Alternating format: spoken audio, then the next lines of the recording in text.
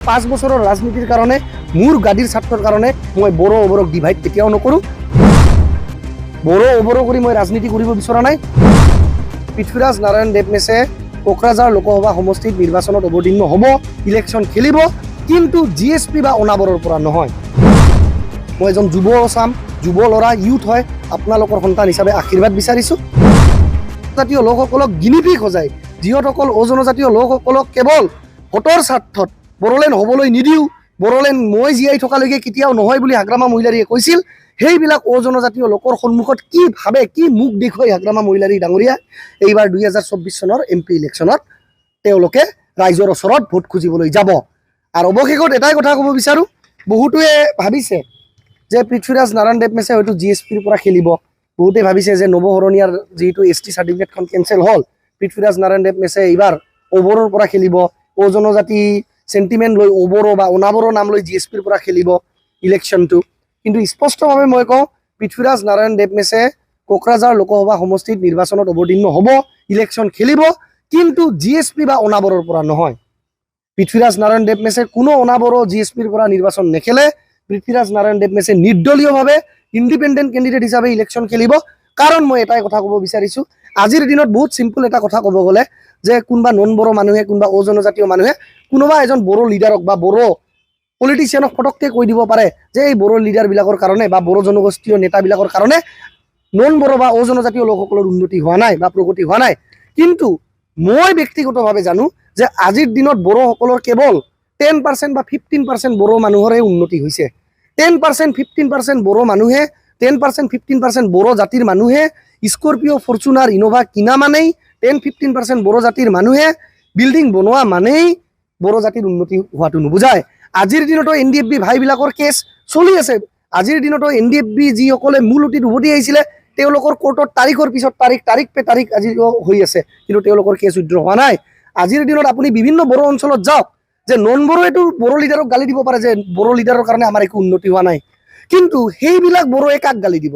যিবিলাক বড়োৱে 34 বছৰ 35 বছৰ সংগ্ৰাম কৰি NDFBত আছিল, যিবিলাক বড়োৱে বড়ো আন্দোলনৰ সময়ত তেওঁৰ কোনোবা হয়তো ল'ৰা ছোৱালী শ্বহীদ হৈছে, কোনোবা হয়তো তেওঁৰ পতি বা তেওঁৰ হাজবেণ্ড ডেথ হৈছে, কোনোবাই বিধৱা হৈছে, কোনোবাই সন্তান হাৰা হৈছে, কিন্তু আজিৰ দিনতো তেওঁলোকে বহু ঠাইত যেনেকুৱা চিৰাংদুৱাৰ অঞ্চলত, মানে ইণ্ডো ভূটান বৰ্ডাৰত, আপোনাৰ দাঁতগিৰি অঞ্চলত, আজি ৰুণিখাটা অঞ্চলত, শান্তিপুৰ অঞ্চলত, আজি আপোনাৰ আমি যদি ক'বলৈ যাওঁ বাঁছবাৰী অঞ্চলত, টিপকাই অঞ্চলত, সেই ভিতৰুৱা কাজিগাঁও অঞ্চলত, মই যদি ক'বলৈ যাওঁ সেই ভৈৰৱকুণ্ড ভালুকপুং, সেয়াও আমাৰ বড়োলেণ্ডৰ মাজতেই পৰে। এইবিলাক অঞ্চলৰ বড়ো মানুহবিলাকেও কিন্তু বড়ো গাঁৱত থকা মানুহখিনিও কিন্তু এক ক'ব গ'লে বেছিক খাবলৈ যিটো শুদ্ধ পানী, পিয়'ৰ ড্ৰিংকিং ৱাটাৰো তেওঁলোকে পোৱা নাই। তেওঁলোকৰ যেতিয়া ল'ৰা ছোৱালী ডাঙৰ দীঘল হয়, তেওঁলোকৰ যেতিয়া ছোৱালীয়ে যুৱতী বয়সত মানে ভৰি দিয়ে, যেতিয়া তেওঁলোকে য়াং হয়, সেই ছোৱালীবিলাকৰ গা ধুবৰ কাৰণে যে এটা সন্মান ৰক্ষা কৰিবৰ কাৰণে এখন ভাল বাথৰুম বা ভাল ৱাছৰুম সেইখিনিও বনাই দিব পৰা নাই।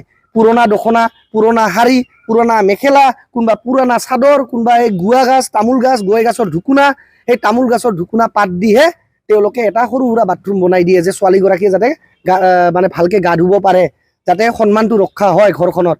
তো এই বস্তুবিলাকৰ কাৰণেও মই বড়ো জনগোষ্ঠীৰ বিৰুদ্ধাচৰণ কৰি বা বড়ো জনগোষ্ঠীৰ বিৰুদ্ধে গৈ কোনো অনাবড়ো, কোনো মানে হাৰচা বড়ো এইবিলাক চেণ্টিমেণ্ট নলৈ ইনক্লুজিভ পলিটিক্স, য'ত আমি নন বড়োৰ ইছ্যুবিলাকো উঠাব পাৰোঁ।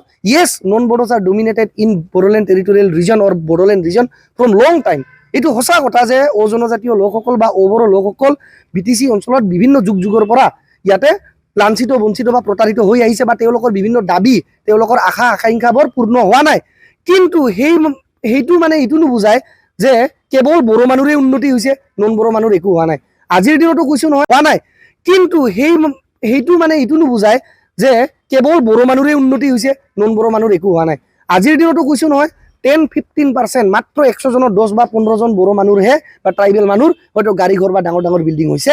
আজিৰ দিনতো আচল বড়োলেণ্ড আন্দোলন কৰা, আজিৰ দিনতো NDFBৰ কাৰণে জীৱন দিয়া, আজিৰ দিনতো কোনোবা স্বামী হাৰা হোৱা, কোনোবা বিধৱা হোৱা, কোনোবা মাতৃৰ সন্তান হাৰা, ল'ৰা ছোৱালী হেৰুৱাই যোৱা, সেই পৰিয়ালবিলাকৰ কিন্তু আজিৰ দিনতো সেই একেই মানে কি কয় বহুত দুখজনক অৱস্থা। তো গতিকে মই GSPৰ পৰা খেলাটো কোনো পধ্যে সম্ভৱ নহয়। বড়ো অবৰো কৰি মই ৰাজনীতি কৰিব বিচৰা নাই। হয়, মোৰ ওচৰত এটা বঢ়িয়া সুযোগ আছে যে মই GSP বা অবৰৰ পৰা নিৰ্বাচন খেলোঁ, হয়তো খেলিলে জিকিও যাম, কিন্তু মই কেৱল 5 বছৰৰ ৰাজনীতিৰ কাৰণে মোৰ গাদীৰ স্বাৰ্থৰ কাৰণে মই বড়ো অবৰক ডিভাইড কেতিয়াও নকৰোঁ। আৰু মই যে এই বড়োলেণ্ড ৰাজ্যৰ প্ৰস্তাৱখন হাগ্ৰামা মহিলাৰীয়ে গৃহীত কৰা বুলি যি তথ্য ফাদিল কৰিছোঁ, এইটো মানে এইটো নুবুজায় যে মই বড়ো জাতিৰ বিৰোধিতা কৰিছোঁ। মই কেৱল এজন পলিটিচিয়ানৰ বিৰোধিতা কৰিছোঁ যে তেওঁ ইলেকশ্যনৰ স্বাৰ্থত কেৱল ৰাইজক ঠগিবৰ কাৰণে, ভোট পাবৰ কাৰণে কি ভাবে অজনজাতীয় বা অবড়ো লোকসকলক বিশ্বাসঘাতকতা কৰিছে। ইয়াত মোৰ বড়ো জনগোষ্ঠী বা বড়ো জাতিৰ লগত মোৰ কোনো শত্ৰুতা নাই। সেইকাৰণে কৈছোঁ আপোনালোকৰ আশীৰ্বাদ বিচাৰিছোঁ। বড়ো, অবড়ো, ৰাজবংশী, আদিবাসী, সান্তালী, গোৰ্খা, আপোনাৰ বঙালী, সূত্ৰধৰ, সংখ্যালঘু মুছলমান সকলো জাতি ধৰ্ম নিৰ্বিশেষে ৰাইজৰ পৰা আপোনালোকৰ সন্তান হিচাপে মই এজন যুৱ চাম, যুৱ ল'ৰা, ইউথ হয়, আপোনালোকৰ সন্তান হিচাপে আশীৰ্বাদ বিচাৰিছোঁ। আশা কৰিছোঁ আপোনালোকে আশীৰ্বাদ কৰিব।